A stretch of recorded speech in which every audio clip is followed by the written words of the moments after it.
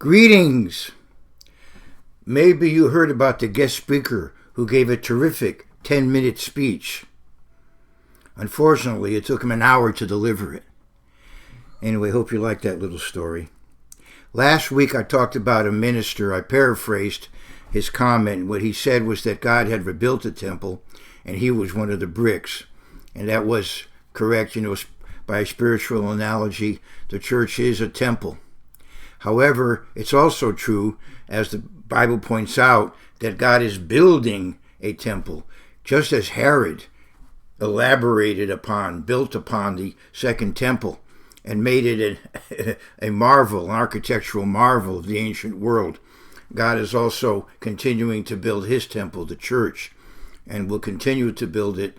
And Jesus Christ, when he returns, will be returning to his church. And his church will then rise to meet him. And he's going to be landing on the Mount of Olives. And then from Jerusalem will rule the world.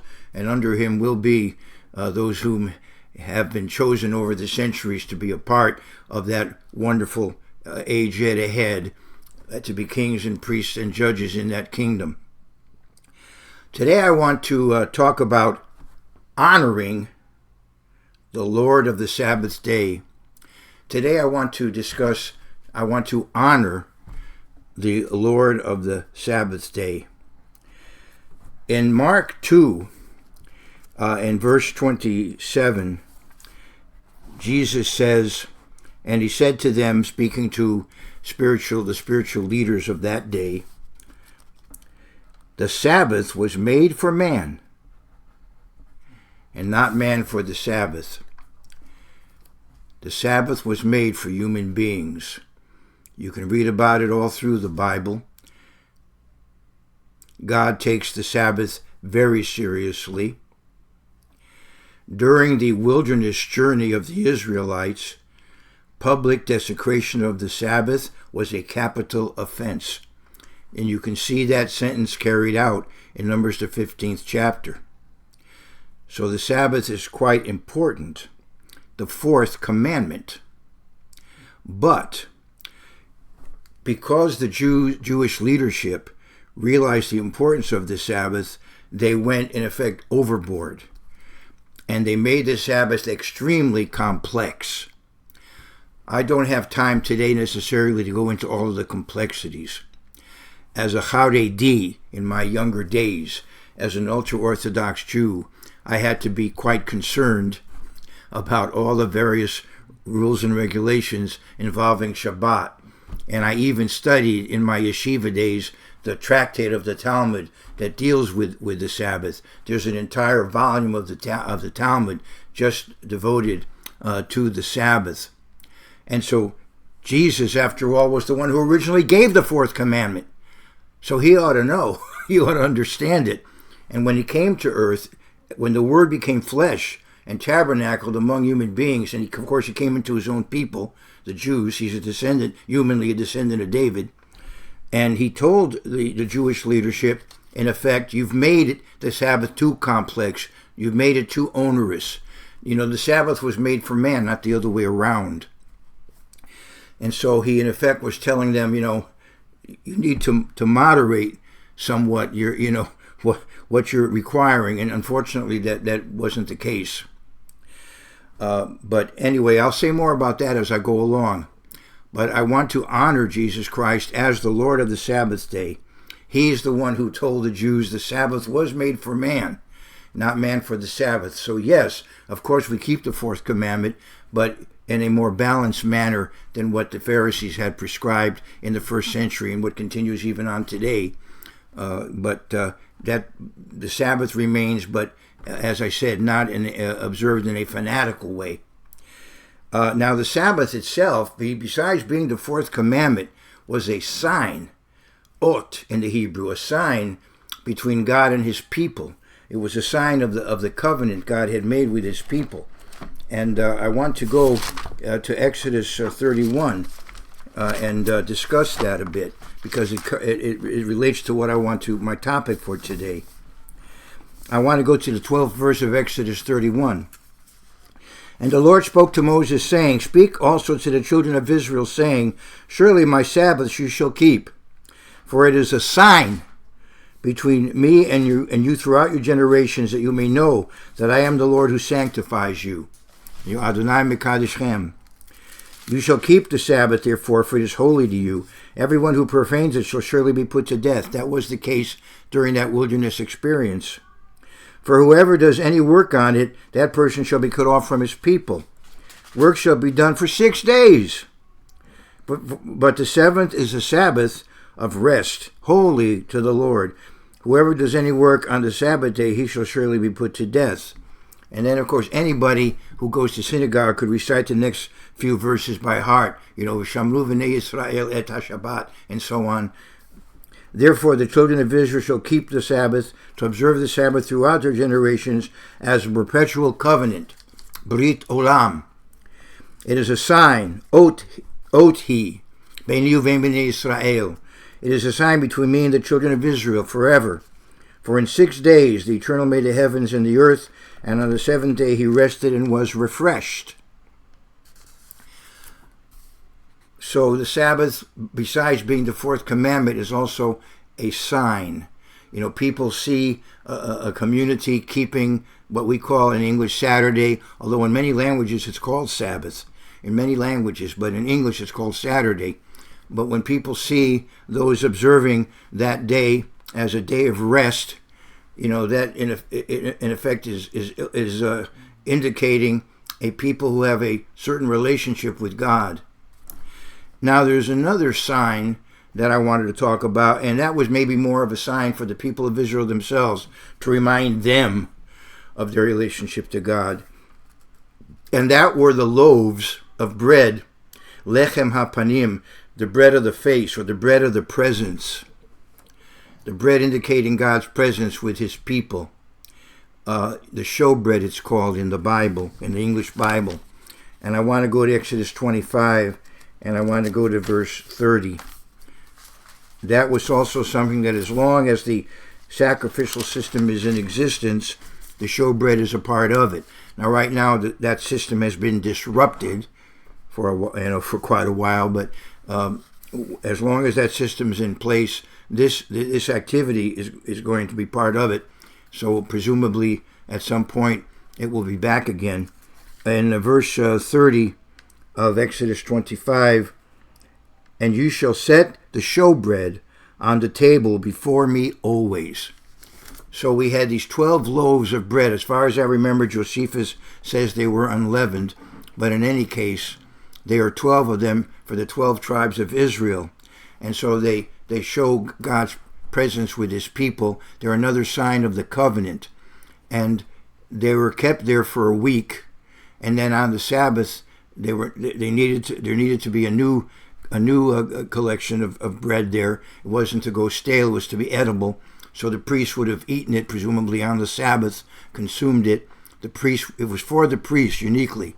They were the only ones who could eat it. So presumably they would have it that Sabbath, and then you would have a new collection of loaves. And it's talked about in Leviticus, the 24th chapter. I want to go there. Leviticus 24. So we have the Sabbath sign, and now we have the sign of the showbread, another sign connected to the covenant that God made with his people. And in Exodus 24, and the Lord spoke to Moses, saying, command the children of Israel that they bring to you, let's jump down to the fifth verse. And you shall take fine flour and bake 12 cakes with it. 2/10 of an ephah shall be in each cake. I believe reading that this is 2.2 kilograms or 5 pounds. 2/10 of an ephah in each cake. You shall set them in 2 rows, 6 in a row, on the pure gold table before the Lord. And the table is described in the Bible. And you shall put your pure frankincense on each row, that it may be on the bread for memorial and offering we by fire to the Lord. So these loaves were baked, and frankincense, which I think is a symbol of purity, put on them. Every Sabbath he shall set it in order before the Lord continually, being taken from the children of Israel by an everlasting covenant. So it is a sign of that covenant that God made with Israel. And it shall be for Aaron and his sons.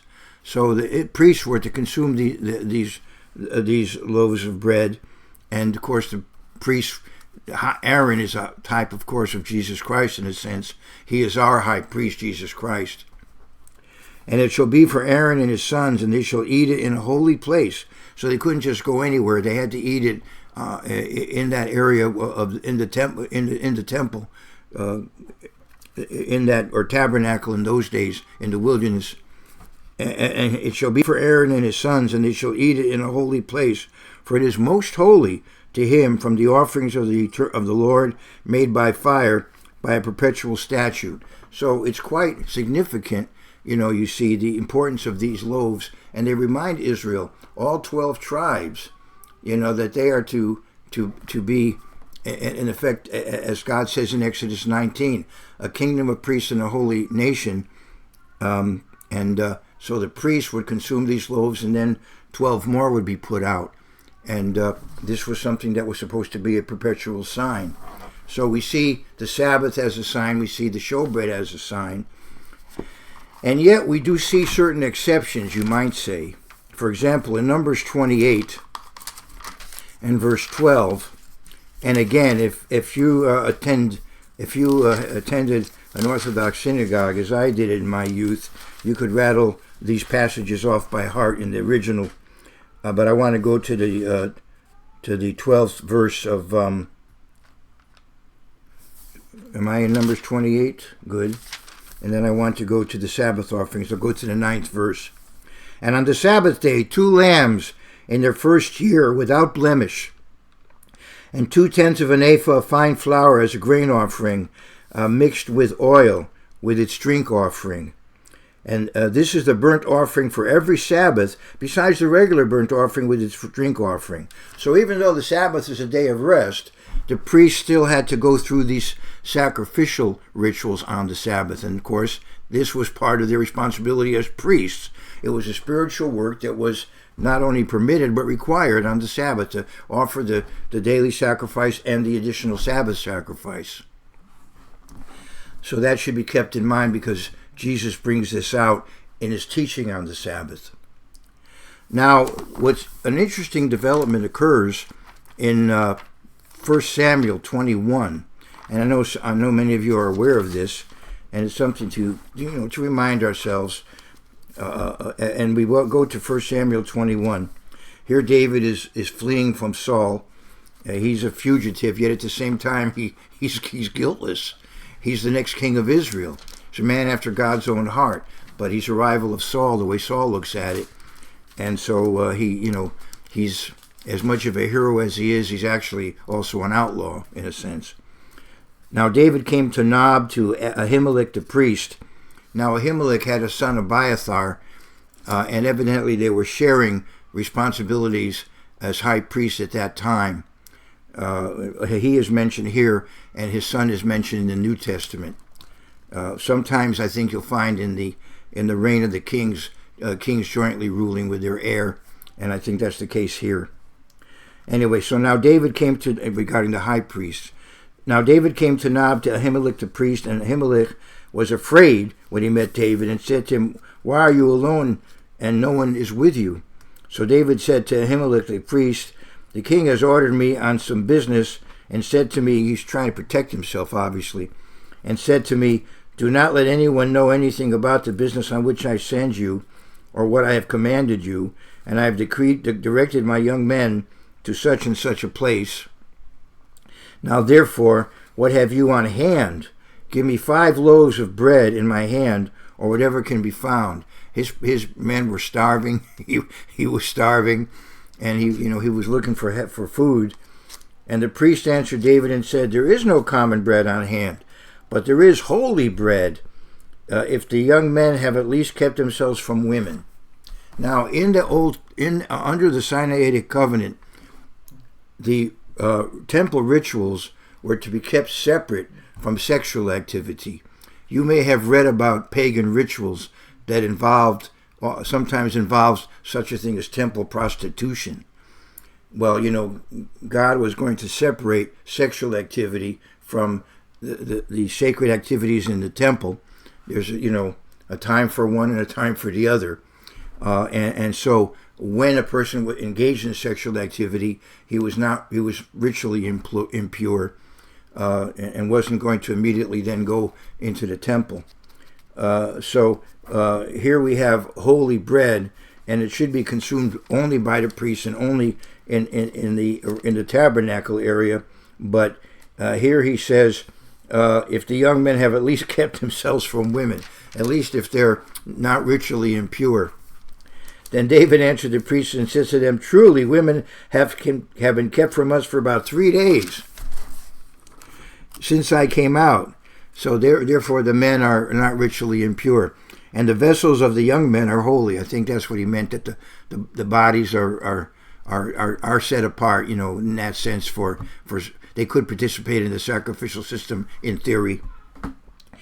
And the bread is in effect common. We desperately need the bread, so we're asking for you to, allow us to have it, even though it was consecrated in the vessel this day.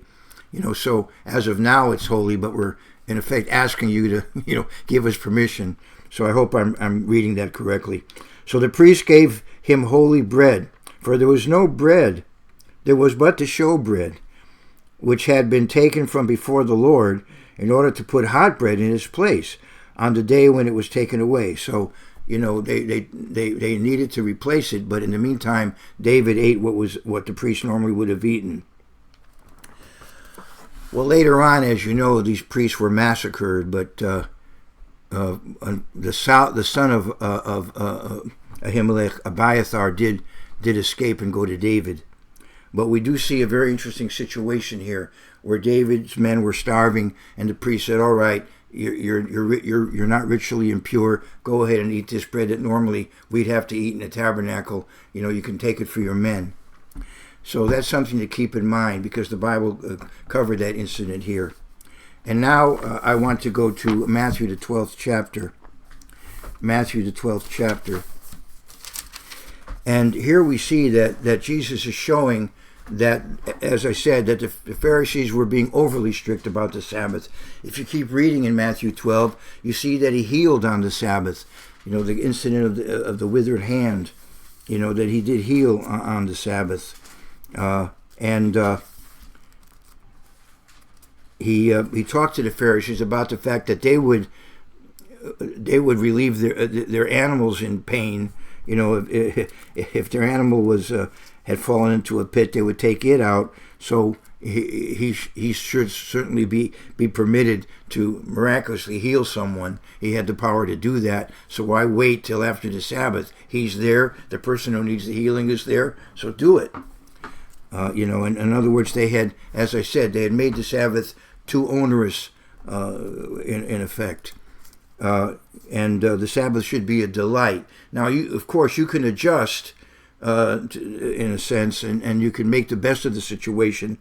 And nowadays, because of modern technology, a lot of the problems that might have occurred with Sabbath observance in the past, now Jews are correcting for it with modern technology. For example, in my yeshiva, we had a timer that would shut off the lights at night. On Friday night, we couldn't turn the lights on and off, but the timer was set so that when it was time to go to bed, the lights went off, and then the next day at a certain time, the lights went back on again. We didn't handle it at all, but the lights went back on again during the daylight part of Shabbat as we came back into the study hall to study and to pray and so on.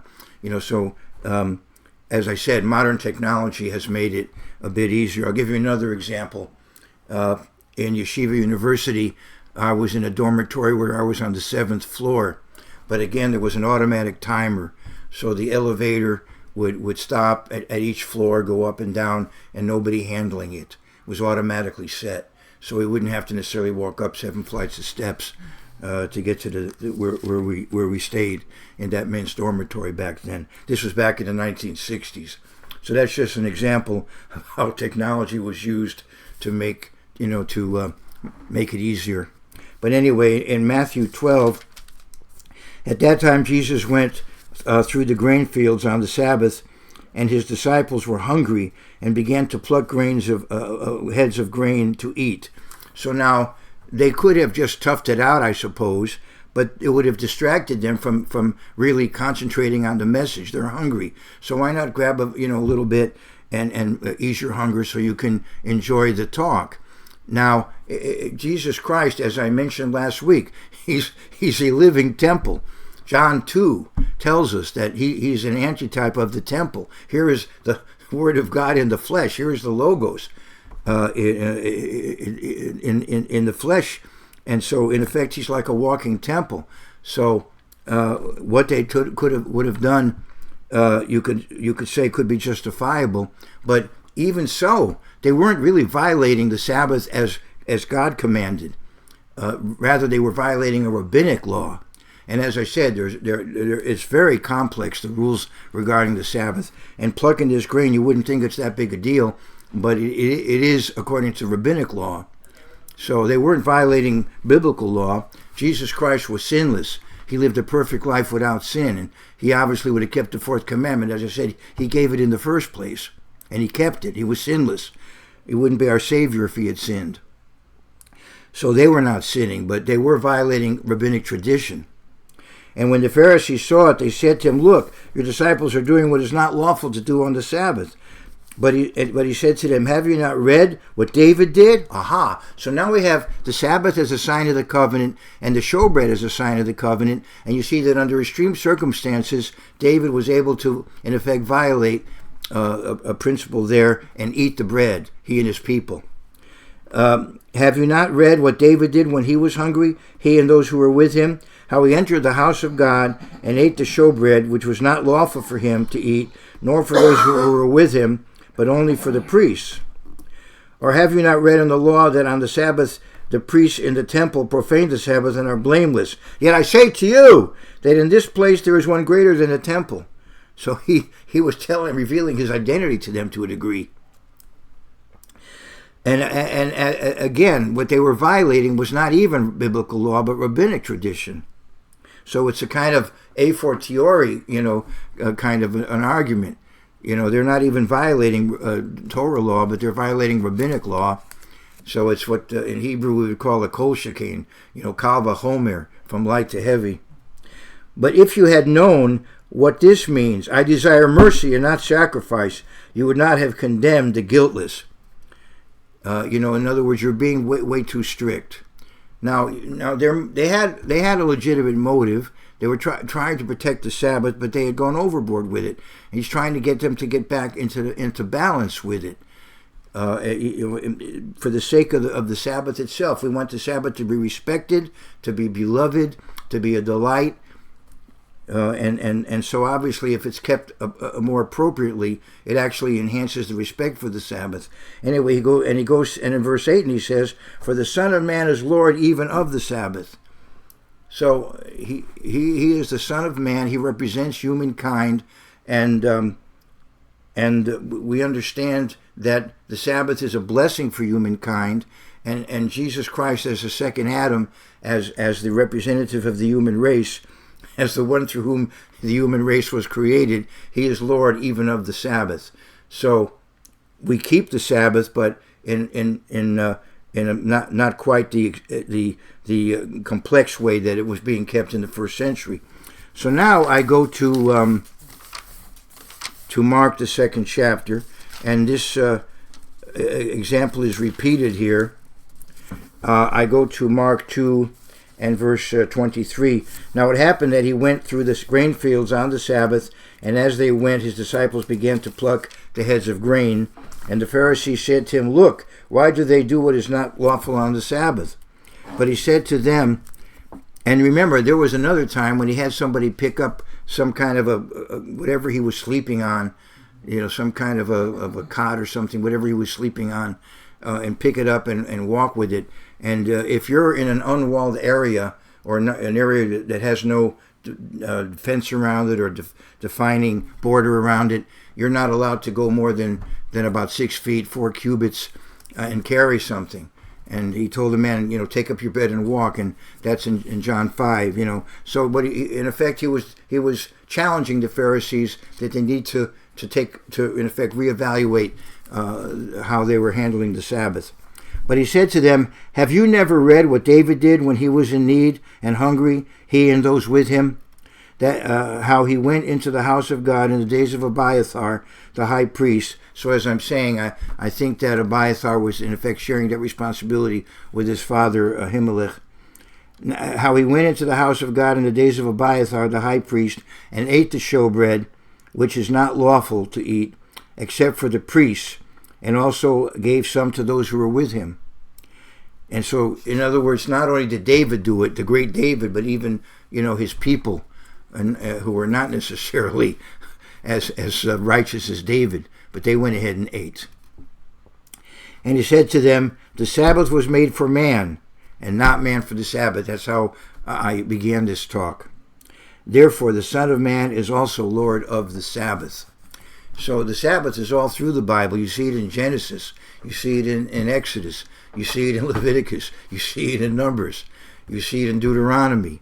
And now you see it here. It's all through the Bible. You saw it in Matthew. You see it in Mark. And the Son of Man is also the Lord of the Sabbath. So he gave us the Sabbath, and he can instruct us as to how to appropriately keep the Sabbath. Now, if you go to the book of Isaiah, you find prophecies reaching into the future, into the far future. You look at Isaiah 65 and Isaiah 66, and you see these are prophecies for after the second coming of Jesus Christ. So I do go now to Isaiah, and I want to go to the very last chapter of Isaiah, and almost to the end of the chapter, to verse 23.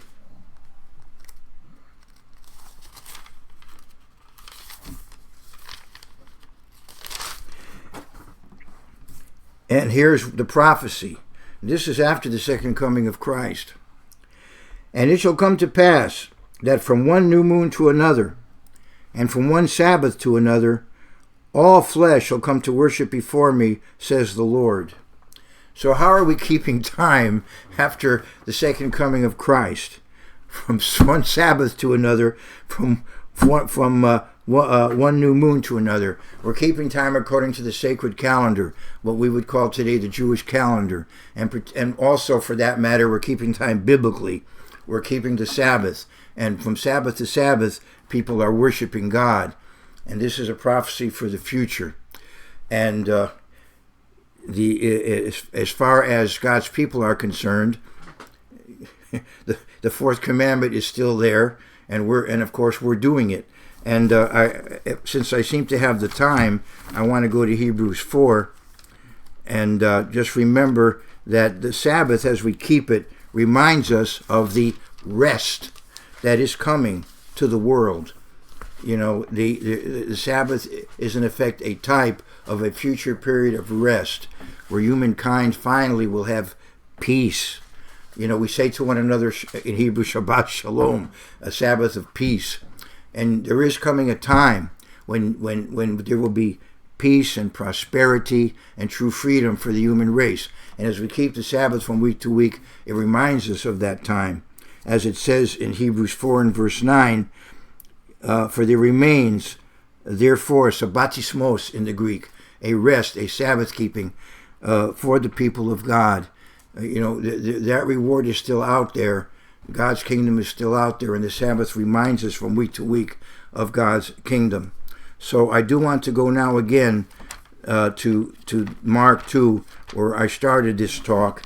And as I go to Mark 2, I hope that I've clarified some points for some people, and perhaps helped us to understand a little more fully the context of some of these confrontations that Jesus had with the religious leaders of his day regarding how to keep the Sabbath.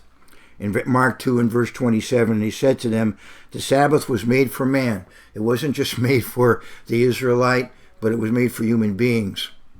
Right after Adam and Eve are created, and we have the 6 days of creation completed, then the next section you see the Sabbath is mentioned.